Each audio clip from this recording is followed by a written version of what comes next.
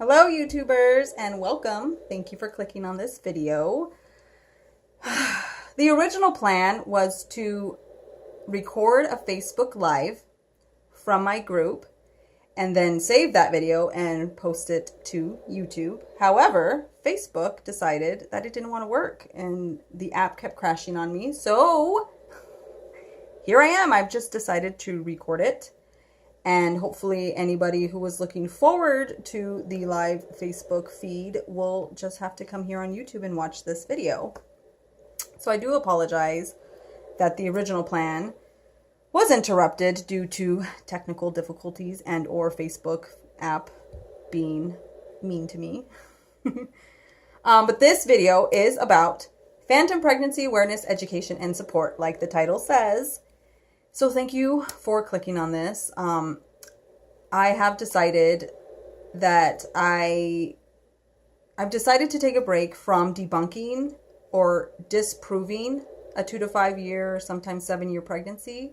I have decided to take a break from debunking a diluted cryptic pregnancy, a cryptic pregnancy of 2 to 5 years, or if you want to call it an extended gestational cryptic pregnancy. If you want more details on that, you can go to my Facebook group titled Uncensored Truth about CP and Phantom Pregnancy Education and Support. There will be more details as to why I decided to no longer focus on debunking why a 2 to 5 or 2 to 7 year pregnancy is not possible. There's multiple reasons. If you want to know the details, please go to that group, or you can private message me through Facebook or Instagram for more details. I've decided to focus my efforts on phantom pregnancy awareness, education, and support because I myself have experienced a phantom pregnancy for 5 consecutive months in January of 2016 until the end of May of 2016. So this past May, it has been a year since my negative ultrasound. And I know I'm not pregnant. And I know I experienced a phantom pregnancy.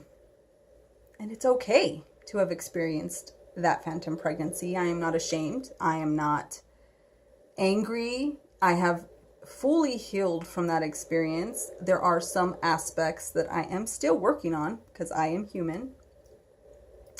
But I'm here to let you know that if you've experienced a phantom pregnancy, you shouldn't be ashamed. You shouldn't feel embarrassed. And if you want any advice or suggestions or alternative ideas about how you can get over your phantom pregnancy or why you experienced your phantom pregnancy, I am here. I'm here to answer all questions. I'm here to answer all concerns. I just want to help you. That's all I want to do. I want to help. And that's what this video and videos after this are going to be about. They're going to be about phantom pregnancy,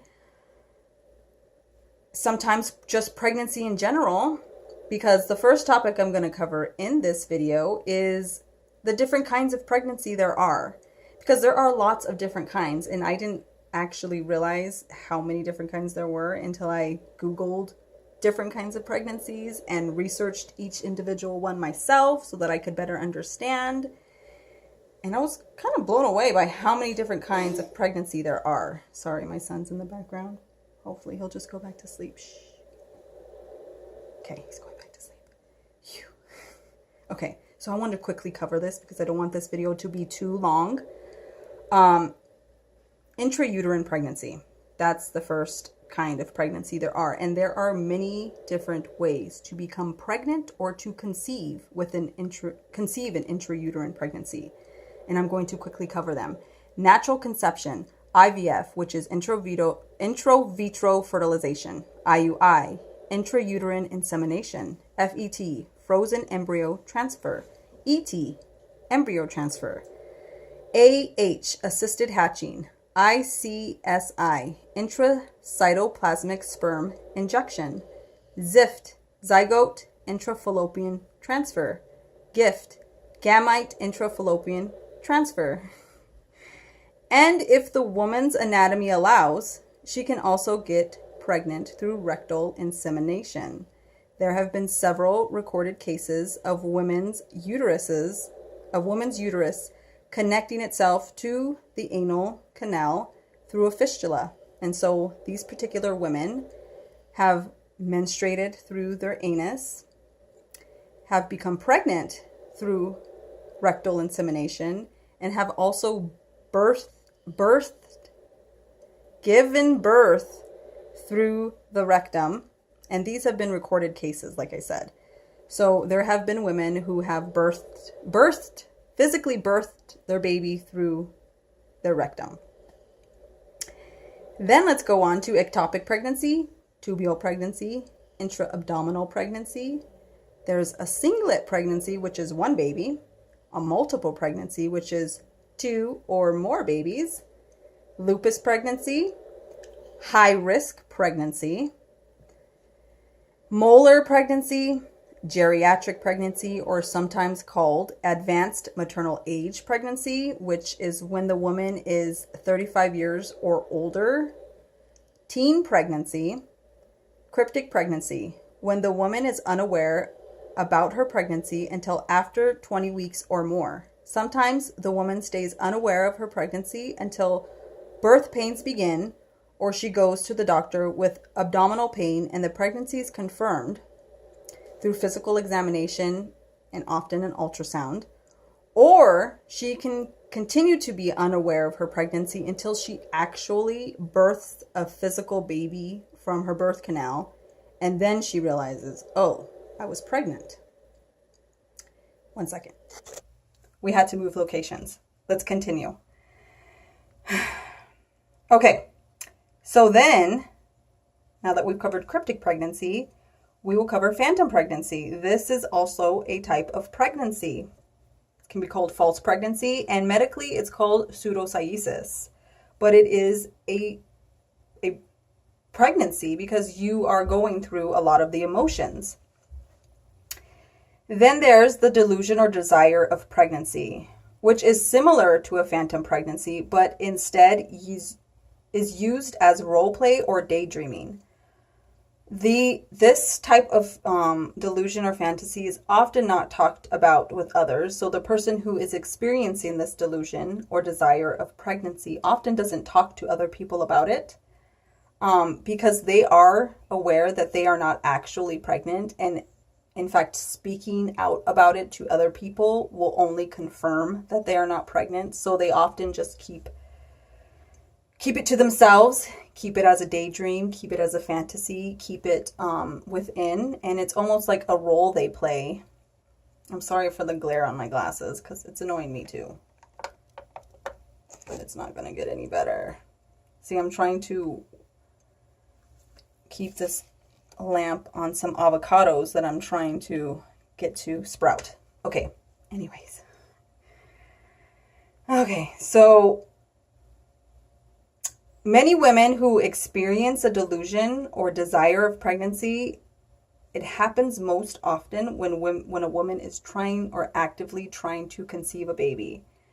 And it is talked about a lot in the trying to conceive forums, websites, groups. 1 second. Okay, I think he went back down. So when you're actively trying to conceive, a lot of these women in the groups, they will talk about how they were convinced and they were completely sure they were pregnant.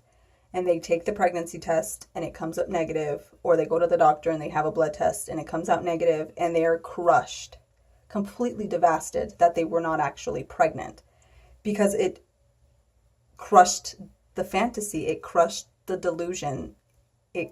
So they like put themselves in this world where they are pregnant when they don't really know whether or not they are. And when they find out they're not, that's why it's so heartbreaking.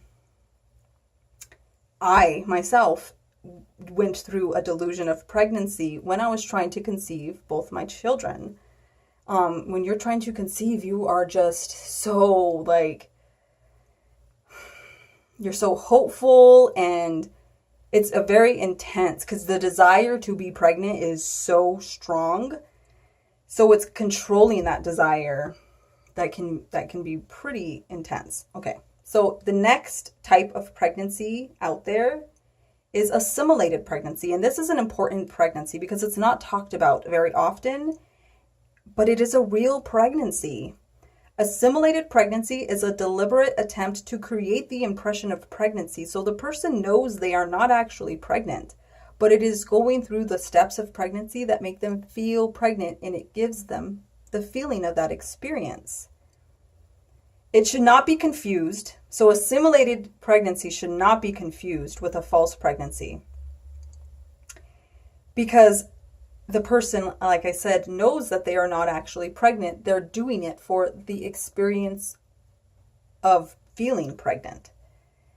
So sometimes assimilated pregnancy can be prescribed as the medical treatment for pseudocyesis, and it has been documented in medical cases that it has been used to treat women with pseudocyesis or phantom pregnancy. They will simulate a pregnancy and simulate a birth for her in order to hopefully help her grasp the reality that she was not actually pregnant. When they simulate the birth and nothing actually comes out, then she can realize that there was no physical baby inside of her belly. A simulated pregnancy has been used for medical treatment for pseudocyesis. It has also been used to promote healing after a pregnancy loss or after the loss of a baby. Other times, assimilated pregnancy is common in the LGBTQA communities. It can help give many individual people from many backgrounds the opportunity to feel and act pregnant. This is an amazing experience for some people who don't even know that assimilated pregnancy is possible. So assimilated pregnancy can be only about the pregnancy itself, only about, feeling pregnant for the 9 months. And then after the 9 months, you know you're not pregnant. So you just decide, okay, it's been 9 months. I got to feel what it was like for the 9 months.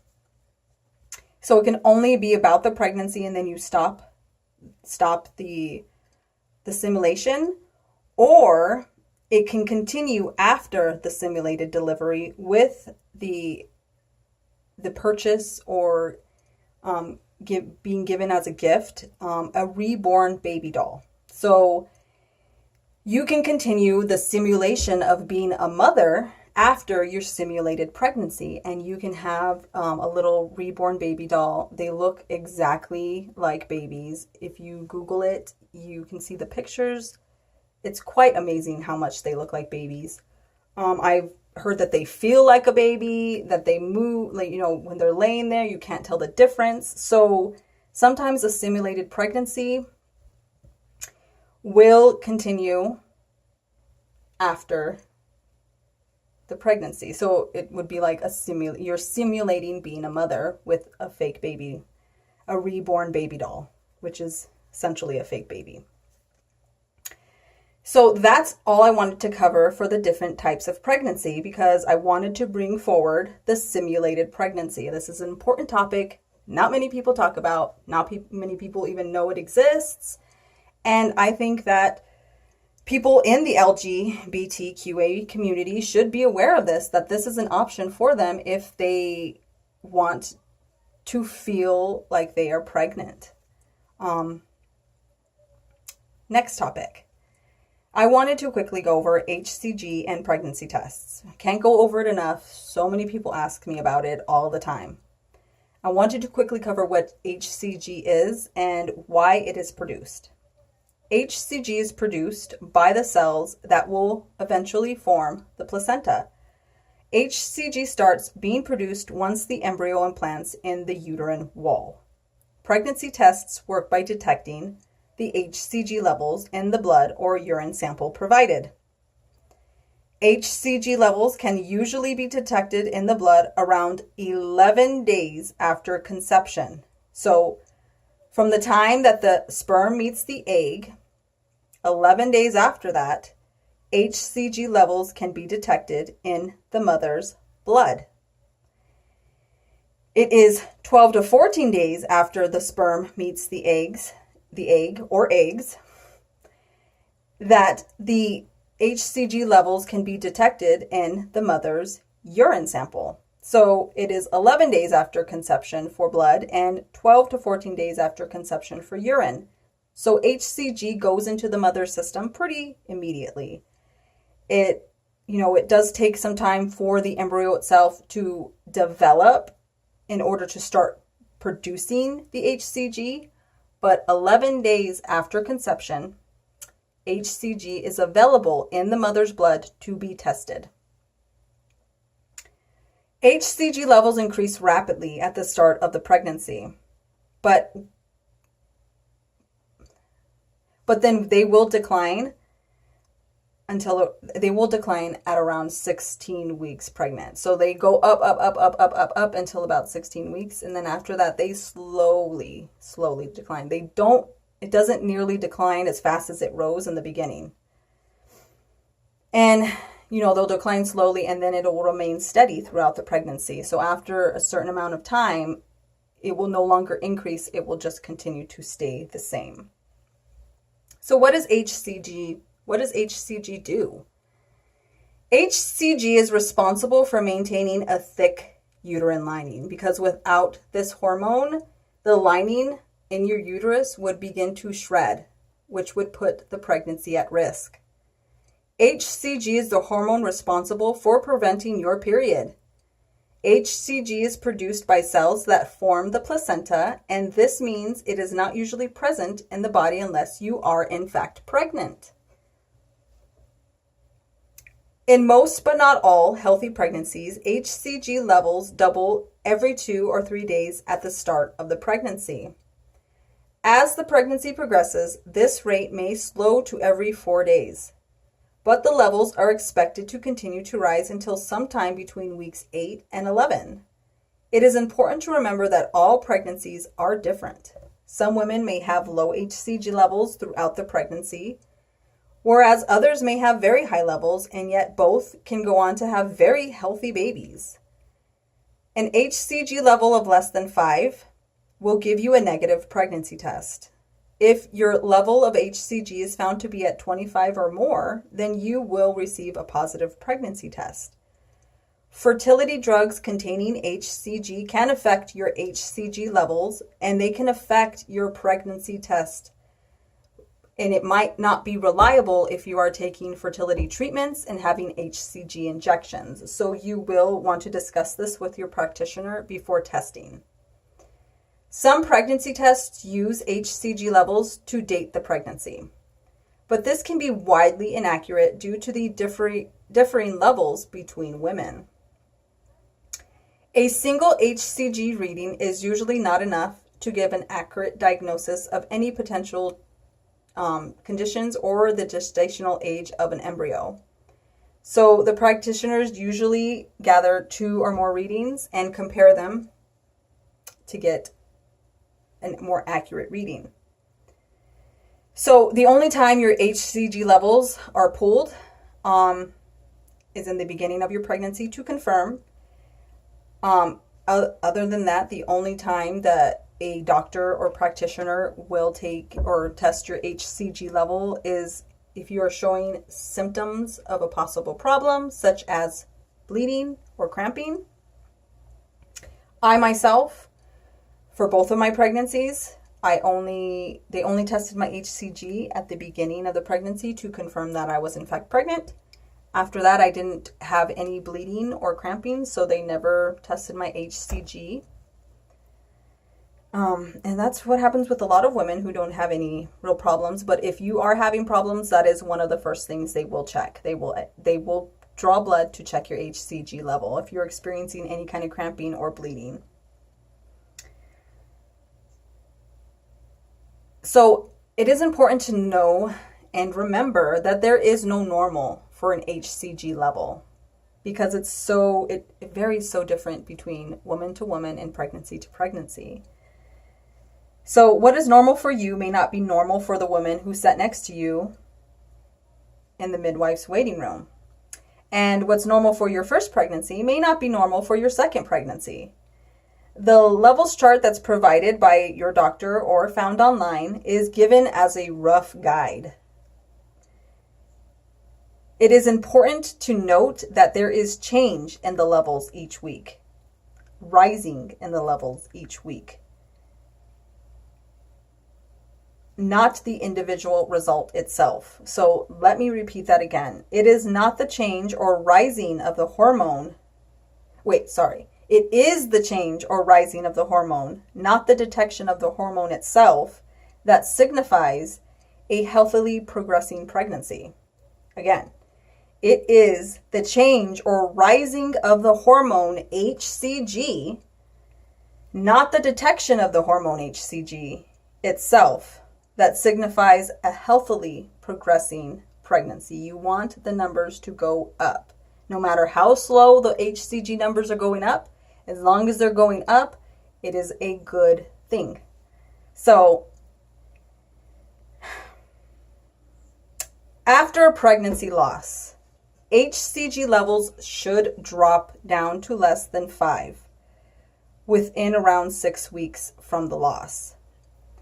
The time it takes to reduce will depend upon the level of the hormone at the end of the pregnancy and how the loss itself occurred.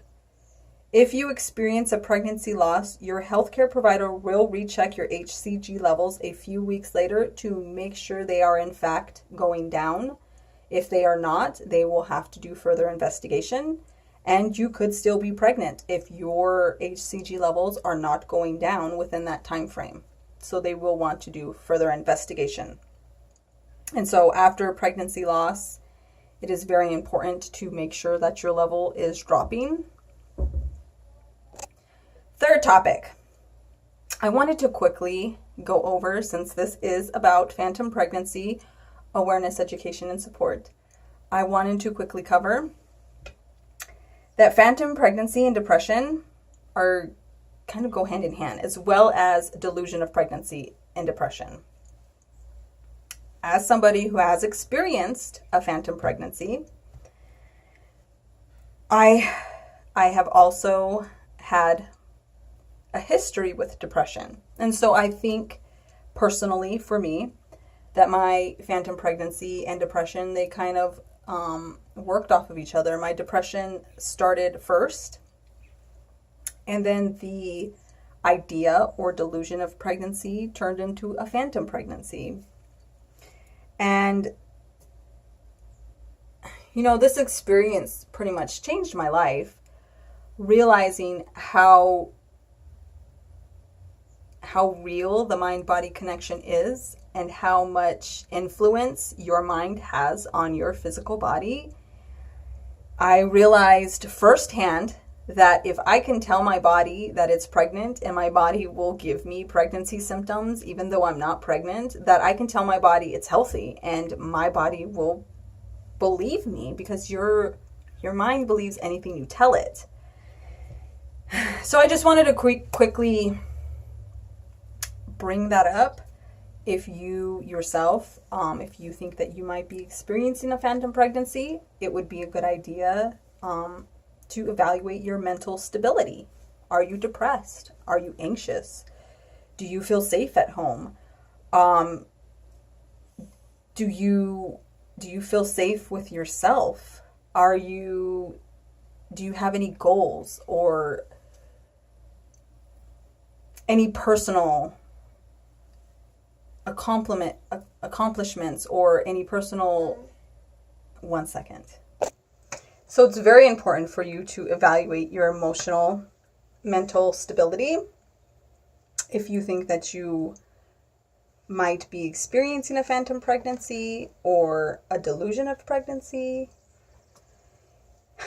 currently or in the past, if you've experienced this, it would be behoove you to do some self-evaluation. If you've experienced this now or in the past, to self-evaluate, to try to truly understand why you went through that, or why you were thinking that you were in fact pregnant, and how you got over it. It's something you should just recap on. It's healthy to do those things, to evaluate your mental stability. That's healthy. So last but not least, the last topic I want to talk about would be phantom kicks contributing to a phantom pregnancy. That was one of the biggest things that contributed to my phantom pregnancy, was the fact that I was experiencing phantom kicks. I had a C-section with my last delivery. I've had 2 children. My first one was vaginal, second was a C-section, and I know that the C-section scarring and healing contributed to phantom kicks, which contributed to my phantom pregnancy. So I experienced my phantom pregnancy from January of 2016 to the end of May of 2016. So this last May would be a full year since my negative ultrasound. And I know for a fact that if I didn't experience phantom kicks, that my phantom pregnancy would have ended way sooner. I started feeling phantom pregnancy kicks at exactly the same gestational age I started to feel both my first and my second pregnancy.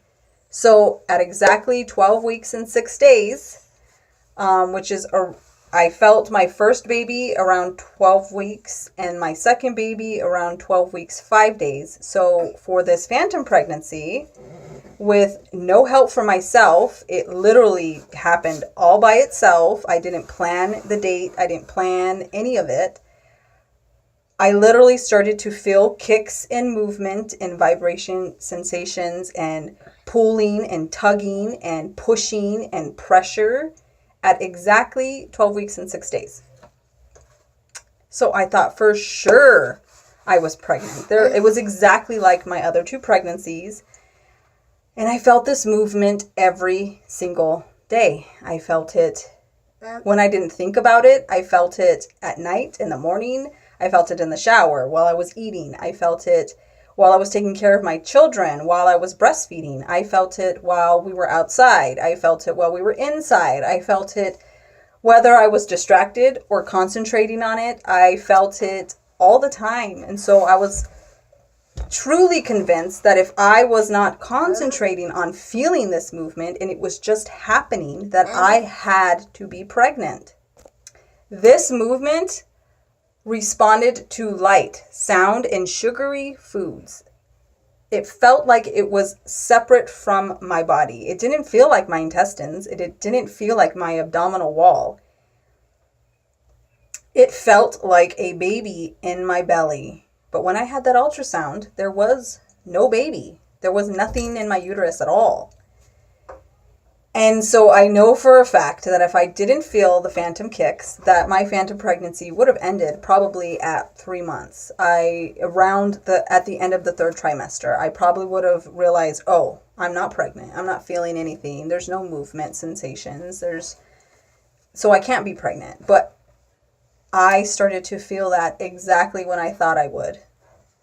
My body and my mind matched perfectly without me being conscious of it. I was like on the outside looking in, and I kept telling myself, well, you're feeling this movement every single day, even when you're not thinking about it, even when you're not trying to feel it, I felt it all the time. And I even felt it after I got my negative ultrasound.